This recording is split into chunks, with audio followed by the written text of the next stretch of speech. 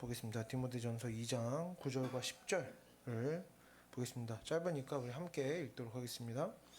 또 이와 같이 여자들도 단정하게 옷을 입으며 소적함과 정절로서 자기를 단장하고 따은 머리와 금이나 진주나 값진 옷으로 하지 말고 오직 선행으로 하기를 원하노라. 이것이 하나님을 경외한다는 자들에게 마땅한 것이니라. 아멘. 9절부터 보면 또 이와 같이 여자들도 이렇게 나옵니다. 우리가 지난주에 이제 2장 8절에서 남자들이 분노하고 다투지 말아야 한다라고 충고하는 내용을 봤는데, 왜 남자들이라고 하느냐? 당시에 남자들 사이에 이런 문제들, 분노하고 다투는 일들이 좀 많이 있어서 남자들이라고 찝어서 얘기한 거지, 뭐 남자는 분노하면 안 되고 여자는 분노해도 된다, 이런 내용이 아니라고 말씀을 드렸었습니다. 오늘 본문도 마찬가지입니다. 여자들도 라고 나오지만 에베소 교회 안에서 당시에 여자들이 옷을 사치스럽게 입는 것이 심각하게 문제가 됐기 때문에 여자들에게 오늘 본문을 보면 이제 뒤에서 나올 건데요, 사치를 부리지 말라라는 충고를 하는 건데, 그렇다고 뭐 남자는 사치를 부려도 괜찮다, 아니면 뭐 여자는 좋은 것을 가지면 안 되고 남자에게 다 줘야 한다, 이런 식으로 말하고 있는 것이 아니라는 것. 사치를 부리고 뭐 교회 안에서 신앙생활을 하는데 어울리지 않고 덕이 되지 않는 복장을 하는 것은 이제 남자나 여자나 다 문제다. 좀 이렇게 이해하면 좋을 것 같습니다. 당시에 그런 문제가 있어서 콕 집어서 이야기를 한 것이다.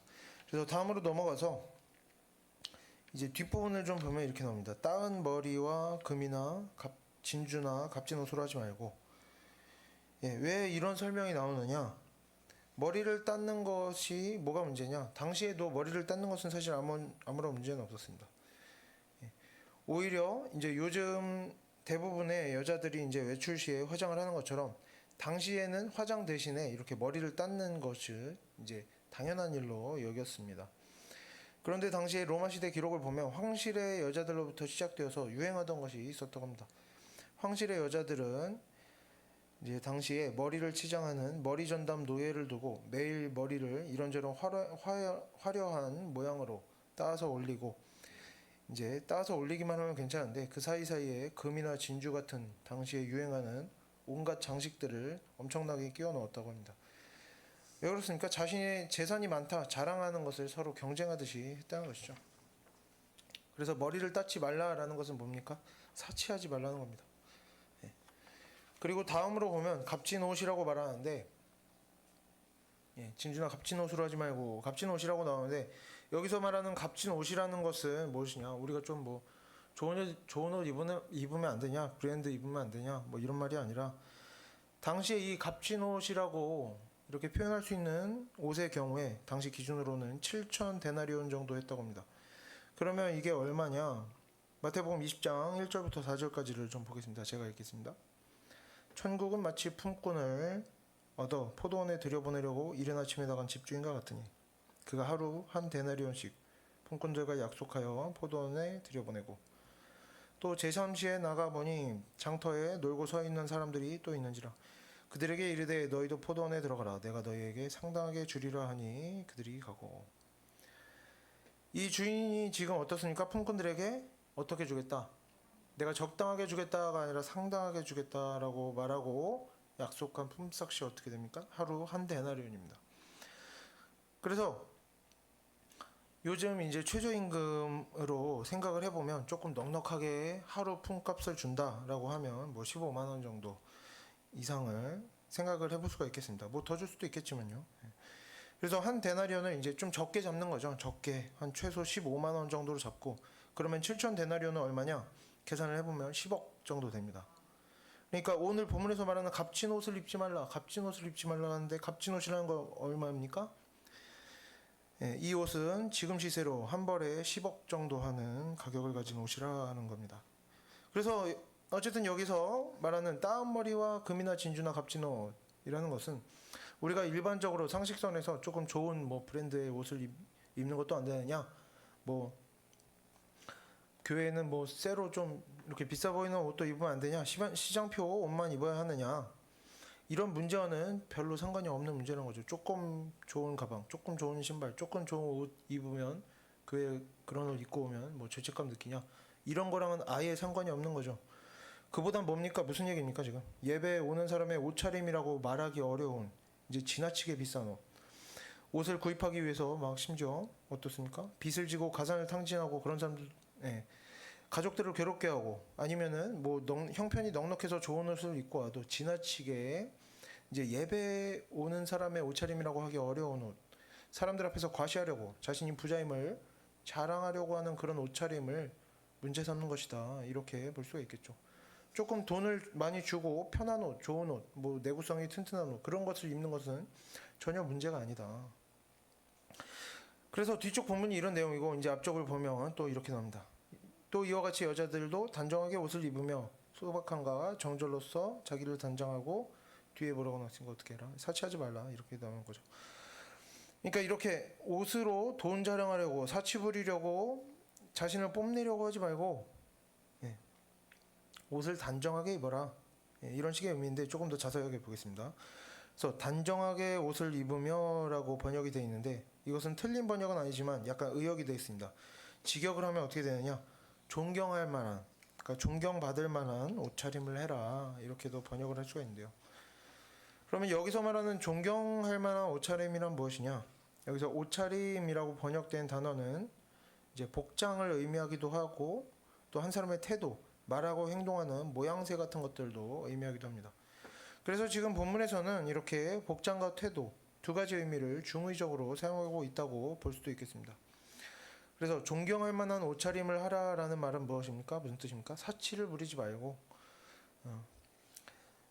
옷차림도 이제 처신을 잘하고 이제 상황에 맞게 잘 입어라. 그리고 뿐만 아니라 선하고 지혜로운 성품으로 좋은 옷차림을 대신해라.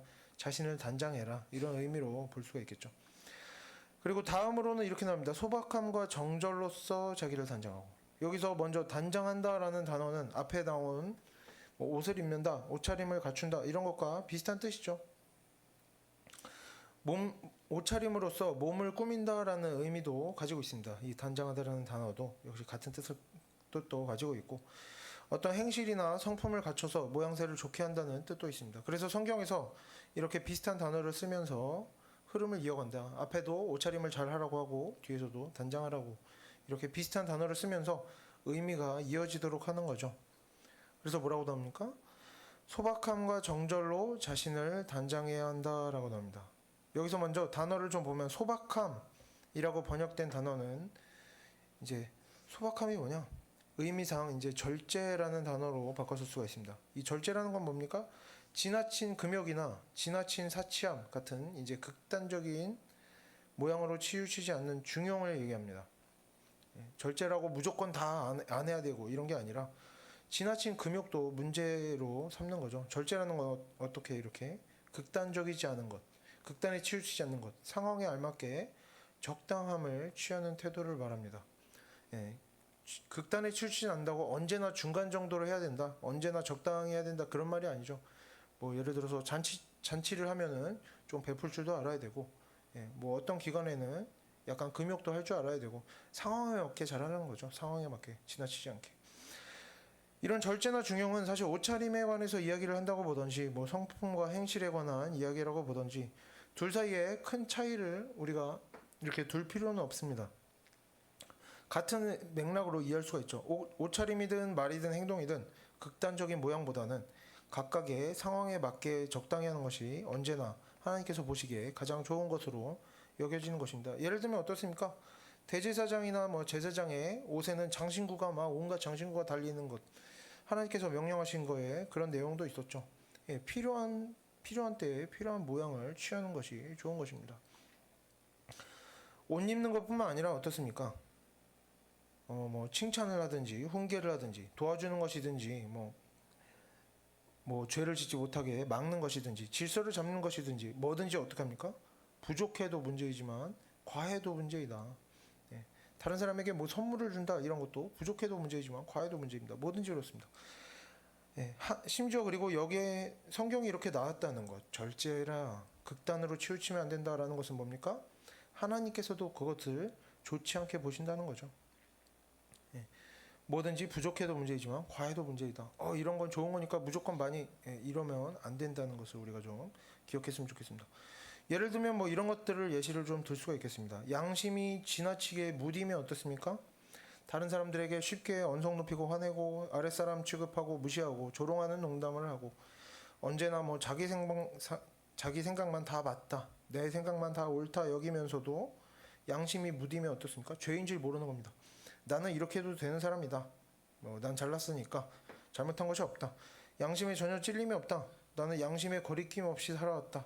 뭐 이런 사고방식을 가지고 사사건건 문제를 일으키게 되겠죠. 양심이 무딘 사람은 죄를 지으면서도 죄인 줄 모르는 겁니다. 그럼 반대로 어떻습니까? 양심이 뭐 지나치게 예민해지면 더 좋겠느냐? 그것도 문제가 될 수가 있겠습니다. 자신이 맡은 일에 뭐 약간의 실수가 있었다거나 가끔 뭔가 기억해야 하는 것을 잊어버렸다고 계속해서 막 이 사람 저 사람에게 계속해서 사과하고 부끄러워하고 눈치를 보느냐고 다른 사람들하고 제대로 대화도 못하고 혼자 집에 가서도 계속 죄책감에 시달리고 그래서 뭐 스트레스 받아서 자신이 할 일도 제대로 감당을 못하고 또 다른 사람에 대해서도 어떻습니까? 내 양심이 예민하면 다른 사람에 대해서도 온갖 작은 실수까지 정죄하면서 이런 상태도 어떻습니까? 당연히 문제가 있는 것입니다. 양심도 그렇고 옷차림도 어떻습니까? 너무 비싸고 화려한 옷을 입고 와서 자랑 늘어놓고 과시하는 것도 문제지만 뭐 좋은 옷이 있고 주변 환경이 주어진 환경이 풍족한데도 어떤 혼자만의 막 이상한 기준에 사로잡혀서 교회에 올 때마다 항상 뭐 이렇게 낡은 옷만 입는다던가 물론 그런 사람은 없겠지만요. 낡은 옷만 입지는 않지만 뭐 절제한답시고 뭐 장례식에 갈 때 같은 옷차림만 하고 온다거나 해도 하고 또 어떻습니까? 누군가 조금만 좋은 옷을 입고 오면 정죄한다던가 뭐 이런 것도 문제가 있다고 할 수가 있겠습니다. 옷차림도 극단적으로 하면 안 된다는 거죠. 그리고 사자성어에도 그런 말이 있습니다. 뭐 성경에만 이런 말이 나오는 것이 아니라 세상에도 이런 교훈이 있습니다. 과공비례라는 사자성어가 있는데요. 뜻이 뭐냐? 그 뜻은 지나치게 공손한 것은 예의에 어긋난다는 뜻입니다. 뭐 이외에도 뭐든지 있습니다. 성품이나 말이나 행동이나 어떤 일을 함에 있어서 부족한 것만 항상 문제가 되는 것이 아니라 성경에서 우리에게 부족한 것만 문제 삼는 것이 아니라 지나치게 차고 넘치도록 하는 것도 문제가 있는 것이다. 그리고 그것도 뭡니까? 지나치게 하지 말라라고 하나님께서 말씀하셨는데 계속해서 뭔가 지나치게 하고 절제 없이 하면 그것도 하나님 앞에서 죄가 될 수 있는 것이죠. 그리고 우리도 실제로 그런 것들을 체감상으로 느끼고 있습니다. 누가 뭔가 도와준다고 했을 때 우리가 뭐라고 합니까? 도움이 필요 없다. 이건 내가 할 수 있다라고 했는데도 계속 억지로 권고하면서 도와주려고 애쓰면서 이것저것 참관하면 불편하죠. 뭐든지 그런 겁니다. 뭐든지 과하면 그것도 문제가 될 수 있고 심지어 하나님 앞에서 죄가 될 수 있다는 거. 그래서 지금 본문에서 사치 부리지 말고 소박하게 해라라고 되어 있는 것은 언제나 뭐 싸구려 낡은 옷만 입어야 된다 이런 뜻이 아니라 옷차림이나 말이나 행실이나 뭐든지 어떻게 해라? 상황에 맞게 적당하게 해야 된다. 이런 의미라는 것을 우리가 이해하고 기억해 뒀으면 좋겠습니다. 그런데 문제가 있습니다. 적당하게 하는 것은 적당하게가 뭐냐? 지금 적당한 것은 무엇이냐? 우리가 실제로 생활에서 적용하기에 어려운 면이 있는 거죠. 지금 적당한 것이 뭐냐? 사람마다 생각이 다를 수 있고 정확히 모를 수도 있죠. 성경에서 이렇게 극단적으로 하지 않으면 된다. 뭐든 적당하게 하면 된다고 했다고 해서 그래서 내가 보기에 뭐 적당한 대로 하면 되느냐? 내 마음대로 하라는 거냐? 누가 보기에 뭐라든 뭐 내가 보기에 적당한 대로 하면 괜찮은 것이냐? 이런 뜻으로 이해하면 안 되겠죠. 우리가 언제나 선한 일을 할 때에는 그냥 좋은 마음으로 솔직하게 그냥 이 정도 하면 되지. 뭐 내 판단대로 한다고 괜찮은 것이 아니라 성경에서 뭐라고 합니까? 선한 일을 할 때 언제나 지혜롭게 해라. 지혜롭게 하라고 하는 것을 우리가 좀 기억했으면 좋겠습니다. 옷차림의 경우를 보면 다시 돌아보면 어떻습니까? 일단은 각자 자기 기준에서 적당하게 하고 오면 되겠습니다. 하지만 나만의 적당함으로 우리가 옷차림을 하고 오겠지만 나만의 적당함이 다른 사람들을 불편하게 할 수도 있죠. 그래서 다른 사람들을 자꾸 불편하게 하는 것 같다. 나에 대해서 나의 옷차림이나 다른 것들에 대해서 나는 적당하게 했는데 다른 사람들을 불편하게 하는 것 같다. 자꾸 말이 나오고 뭔가 문제가 생긴다. 부딪힘이 있다. 이런 일들이 있으면 우리가 어떤 깨달음이 있어야 됩니까? 우리 자신의 적당함이라는 것에 그 기준에 문제가 있음을 알아야 되겠죠. 그래서 주변을 살피면서 우리가 성도라면 어떻게 되겠습니까? 하나님께서 보시기에 기뻐하실 만한 모양을 찾아가려고, 성도들 앞에서 덕이 될 만한 모양을 찾아가려고 노력할 줄도 알아야겠습니다. 나는 적당히 했는데 저 사람들이 이상해 하면서 계속해서 내 마음대로 한다. 문제가 있는 것이죠. 사도 바울도 뭐라고 그랬습니까? 나는 얼마든지 고기를 먹을 수 있지만 다른 성도들이 그것을 우상성김이라 여기고 불편하게 여긴다면 평생 고기를 안 먹어도 괜찮다. 나만의 적당함이 통용되지 않는다면, 다른 성도들이 불편하게 여긴다면 우리는 그것도 맞춰줄 필요가 있겠습니다. 그것이 뭡니까? 그것이 사랑인 거죠. 물론 지나치게 예민한 사람들의 온갖 반복되는 불평에 전부 맞춰주고 할 필요는 없습니다. 불평하는 것도 문제가 있다 이렇게 이야기해 줄 수도 있어야겠죠. 하지만 많은 사람들이 불편해하고 싫어해도 우리가 우리 생각만 계속해서 고집한다면 그것은 그것대로 문제가 있는 태도라 볼 수가 있겠습니다. 우리가 전에 양심에 대해서도 배우면서 이런 이야기를 했었습니다. 언제나 양심에 따른다고 잘하는 것이 아니다. 사람의 양심 또한 지나치게 예민하거나, 아까도 얘기했지만요, 지나치게 예민해지거나 지나치게 무뎌질 수 있습니다. 그럴 때면 양심에 따라 사는 것이 하나님의 뜻에 어긋나는 일이 될 수도 있다는 것이죠. 양심이나 옷차림뿐만 아니라 다른 일에도 다 적용될 수 있는 내용들입니다. 적당히 옷을 입는 것이나 적당한 상식을 갖추는 것, 적당한 농담을 하는 것, 적당한 예의 범절을 지키는 것 등등. 내가 가진 적당함의 기준이 다른 사람들과 너무 다르고 자주 부딪히는 일을 경험한다면 우리 성도들은 어떻게 합니까? 그때마다 불평불만하고 다른 사람 비판하고 할 것이 아니라 자신을 돌아보고 자신의 생각도 고칠 수 있어야 되고, 다른 사람에게 내가 틀리지 않았더라도 어떻습니까? 다른 사람들에게 맞추어 줄 줄도 알아야겠죠. 그래서 이 다음으로 정절이라는 단어가 나옵니다. 정절이라고 나오는데, 정절이란 뭡니까? 이 단어는 부끄러워할 줄 아는 것, 부끄러움을 느낄 줄 아는 것을 말합니다. 옷차림으로 말하면 어떤 식으로든 지나친 복장을 하지 않는 것, 너무 비싸거나 너무 화려하거나 야한 옷이나 그런 지나친 복장을 하지 않는 것으로 우리가 이해해 볼 수가 있고, 단순하게 첫째로는 그 정도로 이해해 볼 수가 있고, 사람의 성품의 측면에서도 우리가 적용을 해볼 수가 있겠죠. 부끄러워할 줄 안다는 것은 무엇입니까? 부끄러울 만한 행동을 하지 않는 것, 악한 일이나 무례하고 몰상식한 일이나 그런 말 같은 것을 하지 않고, 그리고 실수를 했을 경우에 어떻습니까? 이래도 이 정도 어때? 이렇게 그냥 넘어가는 게 아니라 부끄러워할 줄 알면 어떻습니까? 되새기고 다음에는 조심을 하겠죠. 그래서 그런 조심할 줄 아는, 삼가할 줄 아는, 조심할 줄 아는 성품을 말하는 것이다. 이 정절이란, 우리가 이렇게 이해하면 좋겠습니다.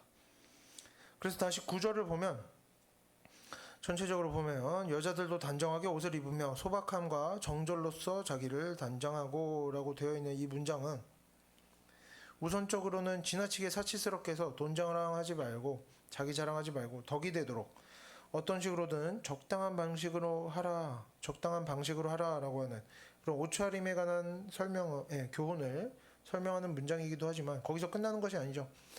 옷차림 다음에 뭘 이야기합니까? 옷차림으로 자신을 꾸미라 하지 말고 좋은 말과 태도와 성품으로 자신을 꾸며라, 이렇게 넘어가면서 본문의 주제가 자연스럽게 문제가 되는 옷차림을 지적하는 것에서 성품에 관한 문제로 넘어가도록 하고 있습니다. 물론 가장 먼저 지적하는 것은 지나치게 사치스러운 옷차림입니다. 하지만 그런 사치스러운 옷차림은 당연히 어디서 나옵니까? 왜곡된 성품에서 나오겠죠. 성품에 전혀 문제가 없는데, 그 판단에 문제가 전혀 없는데 사치스러운 옷차림으로 교회에서 분란을 일으키고 눈을 찌푸리도록 만들게 하진 않겠죠.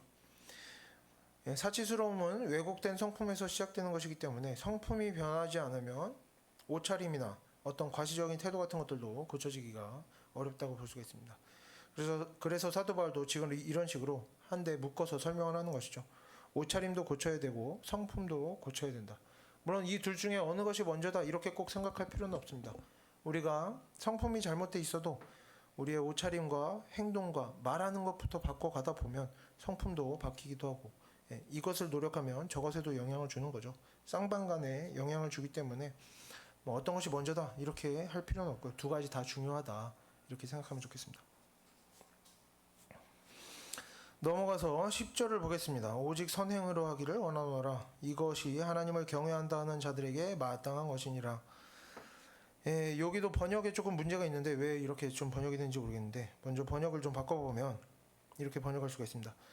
선을 행함을 통해서 경건을 약속한 여자들에게 합당하게 하라.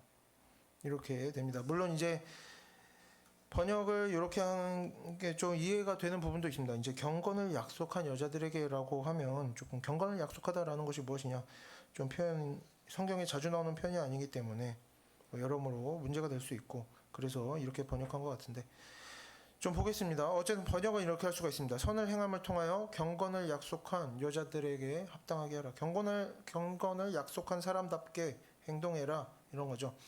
여기서 먼저 합당하게 하라라는 것은 뭐냐? 뭘 합당하게 하라는 것이냐? 9절부터 이어지는 내용을 보면 비싼 옷으로 단장하려 하지 말고 좋은 성품으로 좋은 행실로 단장하라. 그것이 합당한 것이다. 좋은 행실로 합당하게 단장하라라는 것입니다. 그래서 내용을 조금 더 보면 이렇게 좀 간단하게 바꾸면 뭡니까? 결국에 선을 행하라는 것이죠. 하나님께서 기뻐하실 만한 일을 행하라는 것입니다. 그러면 왜 선을 행해야 되느냐? 경건을 약속한 여자들에게, 여기는 물론 여자들이라고 나왔지만 남자 여자 다 포함이겠죠. 경건을 약속한 여자들에게 합당한 것은 무엇이다? 사치스럽게 옷 입는 것이 아니라 선을 행하는 것이다. 이렇게 이야기하는 겁니다. 그리고 물론 지금 본문도 여자뿐만 아니라 남자에게도 마찬가지다. 전에도 이야기한 내용이지만 경건이란 뭡니까? 경건에 대해 생각이 나십니까? 전에 설명을 했었는데 경건이란 뭡니까? 하나님에 대한 믿음과 순종이 바깥으로 드러나는 것, 성실한 예배와 선한 말과 행동으로 외적으로 드러나는 그런 외적인 모습을 강조하는 단어가 바로 경건입니다. 그러면 경건을 약속한다라는 것은 무엇입니까? 지금 이 여자들, 경건을 약속한 여자들은 합당하게 행동해라 이렇게 나오는데 경건을 약속한다는 것은 무엇입니까? 경건을 약속한다. 뭡니까? 우리의 믿음을 외적으로 어떤 나타내 보이기로 하나님과 약속을 하는 거죠. 외적인 무언가를 약속을 하는 겁니다. 마음의 어떤 것을 약속하는 것이 아니라 이것은 이제 성경에서 성경 본문에서 찾아보기 어려운 독특한 표현이라서 정확한 의미를 찾는 것은 어렵지만 우리가 이것과 가장 유사한 것을 구약에서 찾아볼 수가 있습니다. 구약에는 서원이라는 것이 있습니다. 나실인이라는 것도 있죠. 그래서 이 나실인으로 서원하는 것.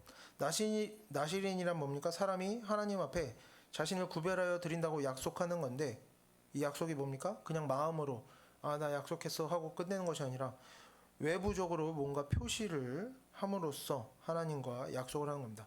이런 것들을 하지 않겠다.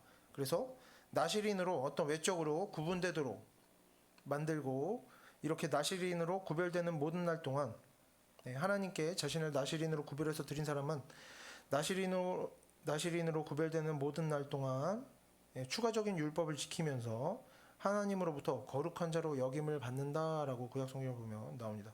물론 읽고 하려면 시간이 또 많이 걸리기 때문에 좀 이거는 궁금하면 찾아보시고요. 구약의 거룩한 개념에 따르면 어떻습니까? 사람이 하루 종일 거룩한 상태일 수는 없습니다. 왜 그렇습니까? 때로 말이나 행동에 실수가 있거나 죄를 짓거나 마음에 잠깐 악한 생각이 떠올라도 심지어 몸이 지저분해져도 거룩함에서 벗어나기 때문에 사람은 항상 거룩함을 지킬 수는 없습니다. 하지만 나실인은 좀 다릅니다.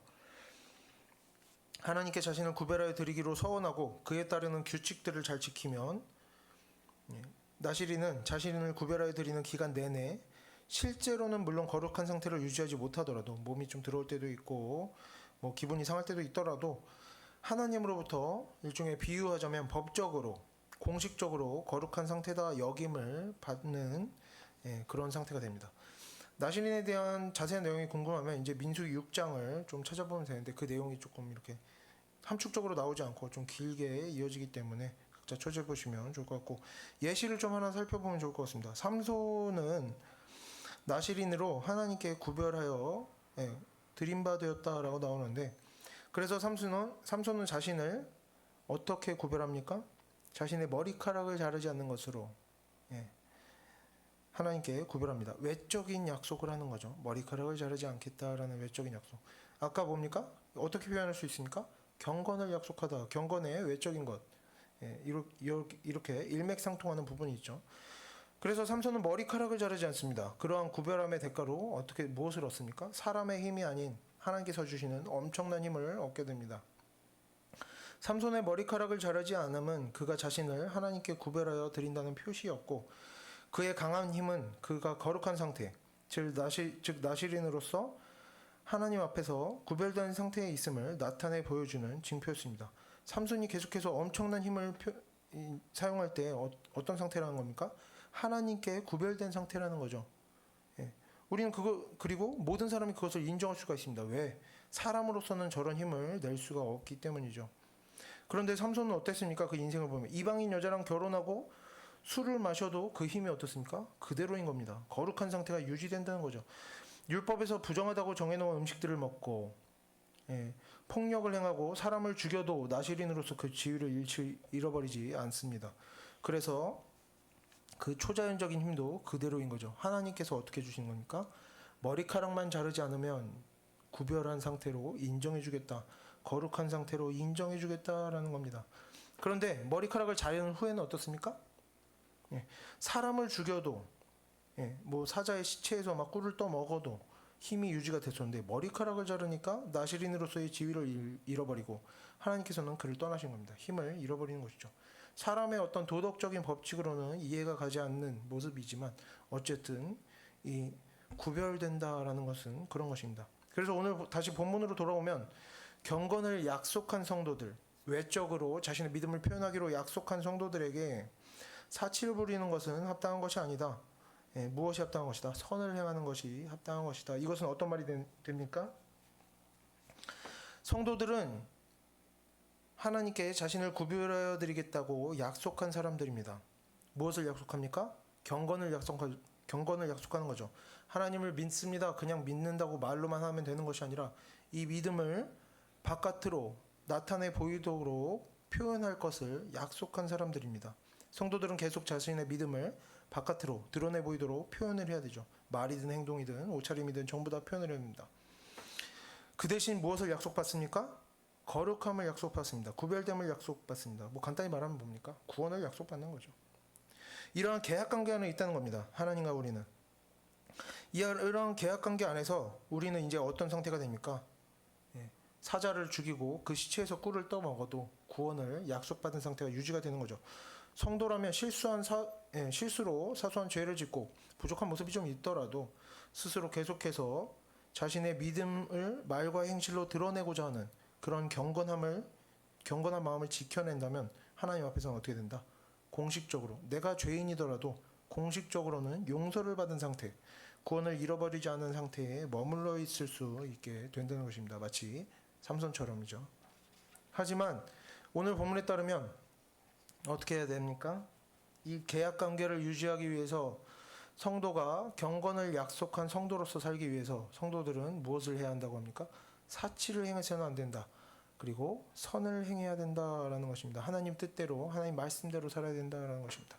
반대로 말하면 삼손이 머리카락을 자른 후에 힘을 잃어버리게 되는 것처럼 사치하는 사람, 그리고 가진 것이 있든 없든 상관없이 어떤 식으로든 자신을 과시하기를 좋아하는 사람, 그리고 선을 행하지 않는 사람, 선한 말과 선한 행동을 하는 데에 관심이 없고 악한 말, 악한 행동을 하는 데에 거리낌이 없는 사람, 주변 사람의 마음을 상하게 만들면서도 거리낌이 없는 사람은 어떻게 된다는 겁니까?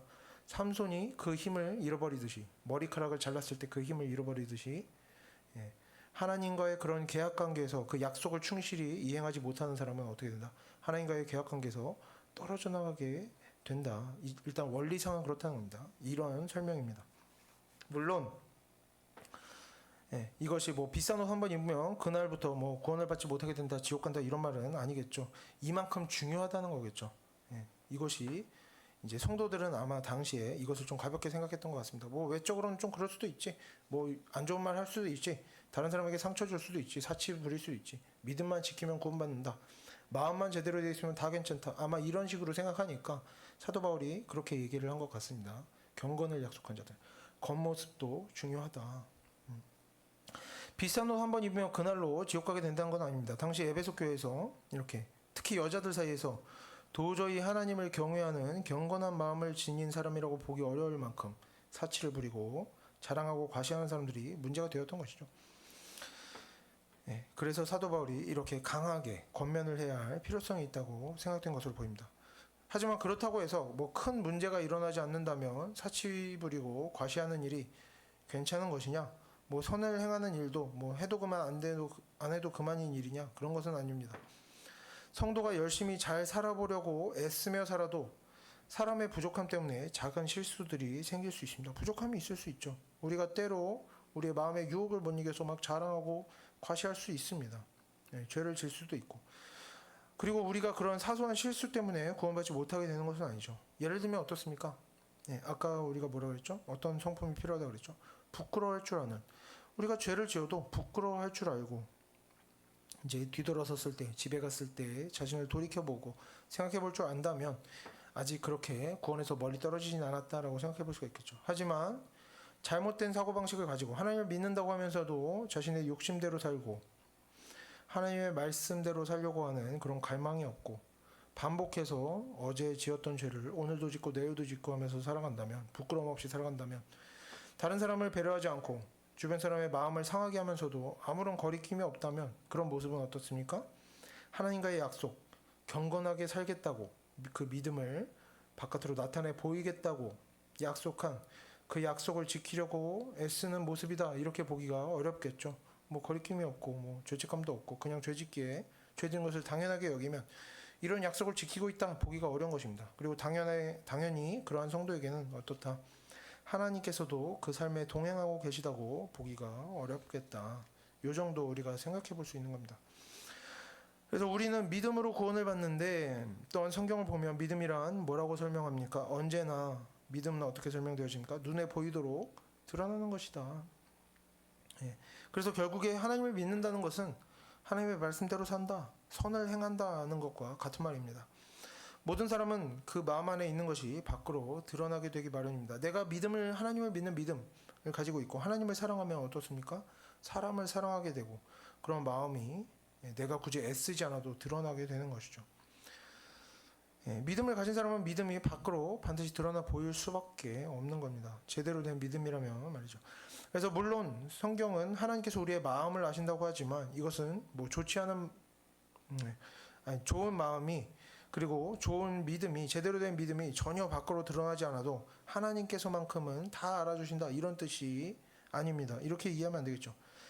믿음대로 살고 선한 마음으로 선을 행하면서 살아도, 선한 말을 하고 선을 행하며 살아도 세상에 악한 사람들이 그것을 알아주지 않을 때, 그래서 정직하고 지혜롭게 선을 행해도 열매가 별로 나타나지 않을 때, 혹은 아무런 열매가 없는 그런 상황에서도 우리가 끝까지 하나님의 인도하심으로 인해서 또 우리의 마음의 찔림으로 인해서 하나님 말씀대로 잘 살아갈 때 세상에서 알아주지 않더라도 하나님께서는 알아주신다.